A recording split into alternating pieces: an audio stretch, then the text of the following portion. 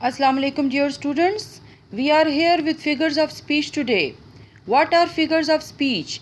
Figures of speech are words or phrases that mean something different than their literal meaning. They often provide emphasis, freshness of expression or clarity to a sentence. Figures of speech क्या है? Figure of speech वो अल्फाज हैं या phrases हैं जो कि अपने असल मीनिंग से मुख्तलिफ माने देते हैं. दे ऑफन प्रोवाइड एम्फसिस, ये ज़्यादातर ज़ोर के लिए इस्तेमाल होते हैं. फ्रेशनेस ऑफ एक्सप्रेशन, जो इजहार है उसमें ताजगी पैदा करने के लिए. And clarity to a sentence, या जुमले में वजाहत के लिए. Alliteration, let's see what is an alliteration. Alliteration, the repetition of beginning sounds of the words in a sentence. Lazy lizards lying like lumps. So we can see that there is repetition of L sound L, lazy L, lizard L, lying L, like L, and lumps L. So here the narrator or the person who used this sentence, he has used alliteration. So alliteration is used in this sentence. Metaphor. Metaphor compares two unlike things or ideas. The teacher arrived at class to find an army of children. So children were in great number, that's why the teacher considers them as an army. And the comparison is direct, that's why it is considered as metaphor. Hyperbole, the use of exaggeration for emphasis or effect. तो hyperbole में क्या होता है? मुबालगा होता है और इसमें exaggeration इस्तेमाल किया जाता है, यानी बहुत ज़्यादा मुबालगा ज़ोर देने के लिए या असर देने के लिए. The man was so hungry he could eat a horse. आदमी बहुत ज़्यादा भूखा था, वो एक हॉर्स भी खा सकता था. एक्चुअली तो वो नहीं खा सकता ना, तो इसलिए हम कहेंगे कि हाइपरबोल इस जुमले में इस्तेमाल हुआ है. Personification, giving human qualities to an object or animal, यानी इंसानी क्वालिटीज़ किसी चीज़ को देना या किसी जानवर को देना. माई alarm clock येल्स at me every morning, मेरा अलार्म क्लॉक हर सुबह मुझ पर चीखता है. तो चीखने की क्वालिटी इंसान की है और अलार्म क्लॉक की नहीं है, तो यहाँ पर अलार्म क्लॉक को इंसान की तरह पेश किया गया है. Euphemism, using a mild word or expression instead of one that is too unpleasant or insulting. ऐसे हल्के फुल्के लफ्ज़ का इस्तेमाल करना अनप्लेजेंट या इंसल्टिंग लफ्ज़ के अलावा. The old man is becoming a little thin on top. यहाँ पर instead of belt यानी जो है गंजा, हम little thin on top का वर्ड इस्तेमाल कर रहे हैं, यानी कि बुरा ना लगे, unpleasant ना लगे, तो इसे euphemism कहेंगे.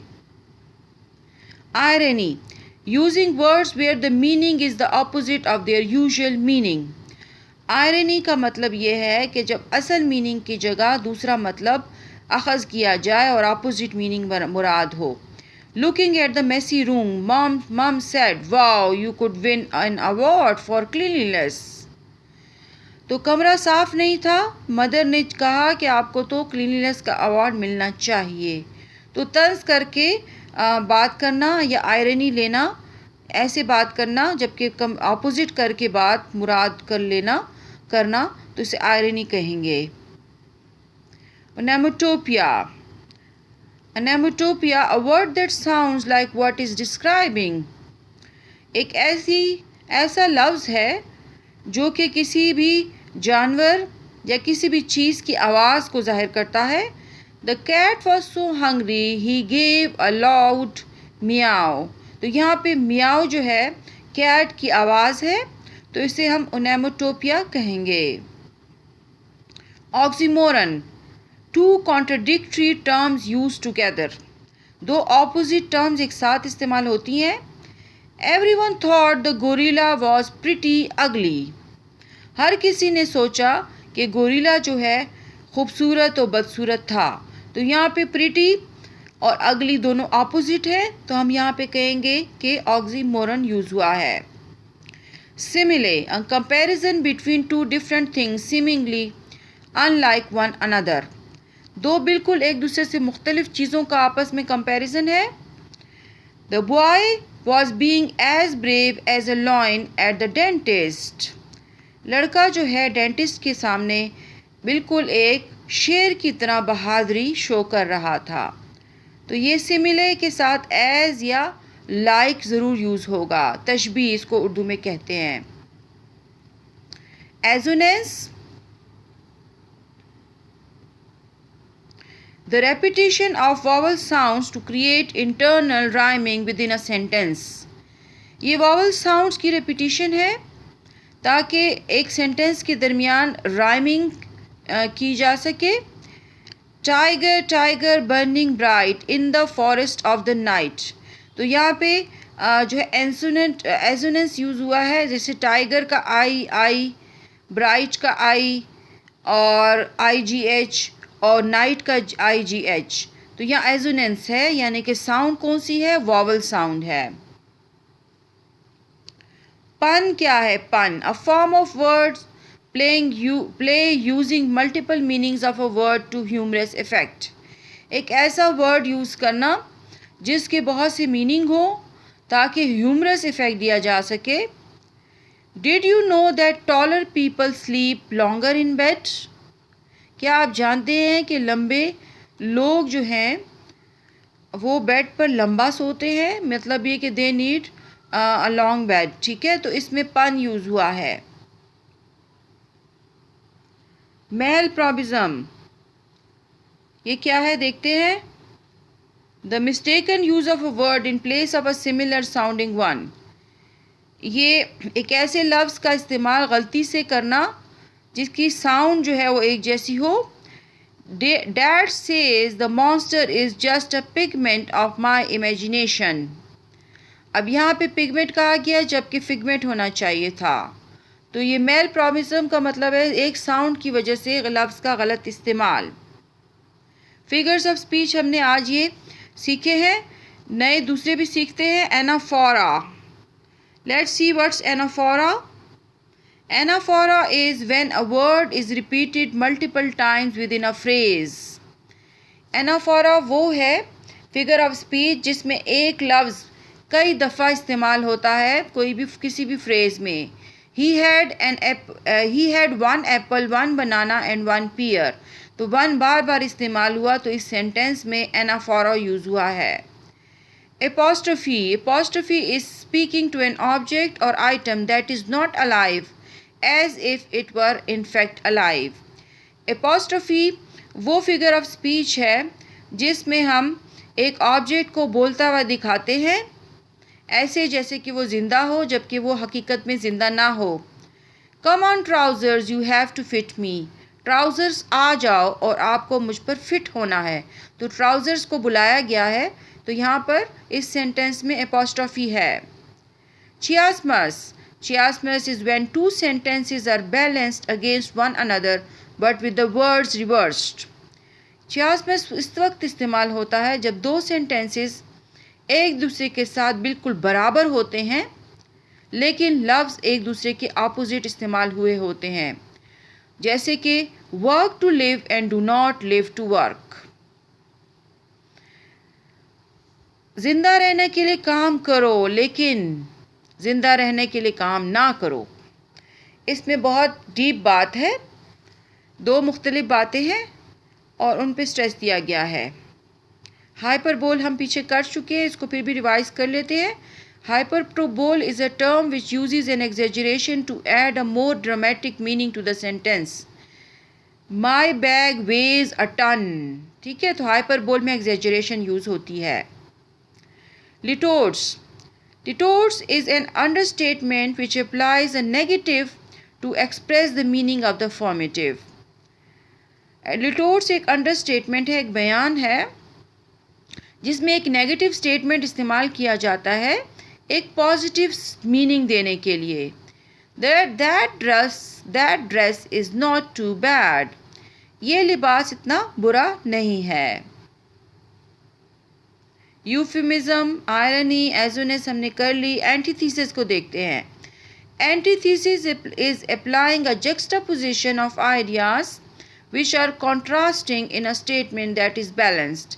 एंटीथीसिस भी उस वक्त इस्तेमाल होता है जब आइडियाज़ इस्तेमाल हो रहे हों जो अपोजिट हों और स्टेटमेंट को बैलेंस भी किया जा रहा हो, जैसे कि मैन प्रोपोजेज एंड गॉड डिपोजेज या डिस्पोजेज। ठीक है, तो ये एंटीथीसिस है।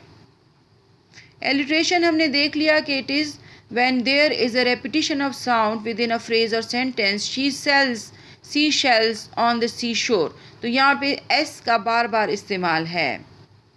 एजोनेस इज़ द सिमिलैरिटी, हमने देखा कि इसमें वॉवल साउंड होती है। हाउ नाउ ब्राउन काउ, जैसे कि हाउ नाउ ब्राउन काउ है।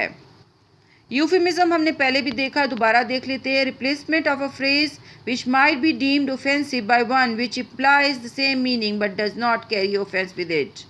यूफिमिज्म जो है वो एक फ्रेज़ है जिसको दोबारा लिखा जाता है, लेकिन हम इसको ज़्यादा ऑफेंसिव करने के लिए कि जो बुरा ना लगे, तो हम इसको ऐसे तरीके से बात करते हैं कि वो अच्छे अंदाज में लगे। जैसे कि instead of he died you would say he passed away. He died की बजाय हम पास्ट अवे कह सकते हैं।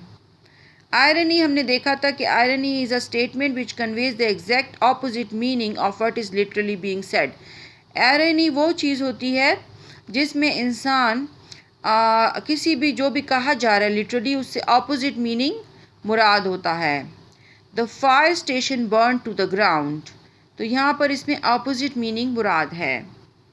आई hope that you will have understood all these figures of speech, and let's see what's are left. Symbolism, yes, let's see, symbolism is left. What is symbolism? Symbolism is another form of figurative language which is used to express an abstract idea using an item or words.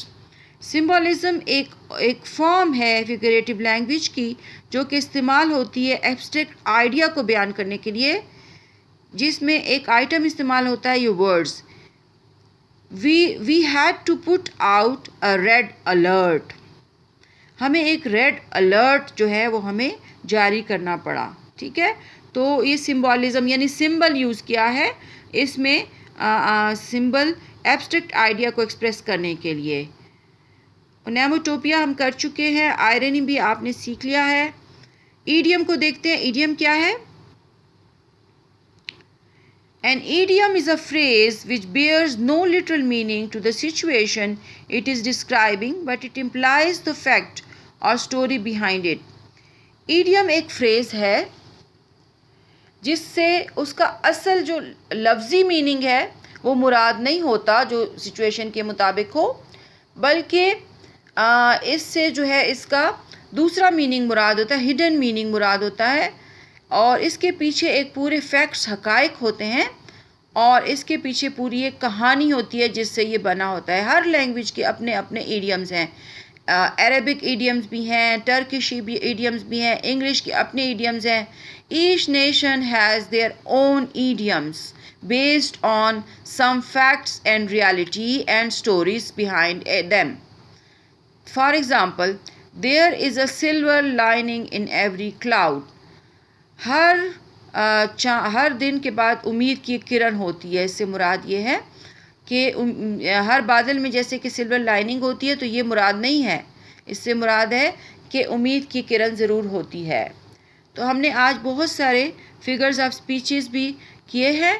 पहले भी already मेरी एक figure of speeches या figure language, figurative language पे video मौजूद है, you can see and learn from it.